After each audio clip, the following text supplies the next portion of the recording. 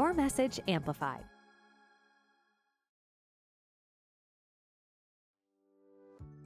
Hey there friends, Shay here at Podbean, and today we are going to walk you through the analytics of your podcast. More specifically, we want to make sure that you're understanding and reading your analytics correctly, and also utilizing each of the functions in optimizing your podcast. So in this video, we will be taking a deep dive into the time of day analytics and just really checking on what day and what time your podcast is getting the most views, making sure that we're posting along those lines. So let's get right into it. Okay, we're gonna get started. We're gonna head over to our Podbean account. We're gonna log in. Just gonna hide this real quick. Now that we are logged in, you can see that we're on your dashboard here. On the left-hand side, you're gonna go down to statistics. And right there on that top bar is overview.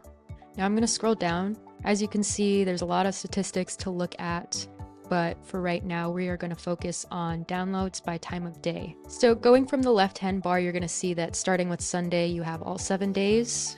Left to right, you got 12 a.m. all the way back to 11 p.m. Pretty standard, but as you hover over these individual squares, you can see that some are lighter and some are darker. Lighter ones being 0 to 18, so I'm just going to hover. So Saturday, 1 a.m., for instance, I got 2, but if you look a little bit more up, Thursday at 1 a.m. is going to be 24. So that's going to be the amount of listeners that I have received in that day and time.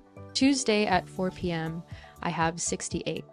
And so when I'm looking at these statistics, I really want to keep in mind that, all right, so if I'm consistently posting maybe on one of these days, like Sunday at 2 a.m., I'm not going to get as many listeners as if I posted, per se, Tuesday at 4 p.m. or Tuesday at 3 p.m., making sure that you really hone in on the times where your activity is the highest throughout the week.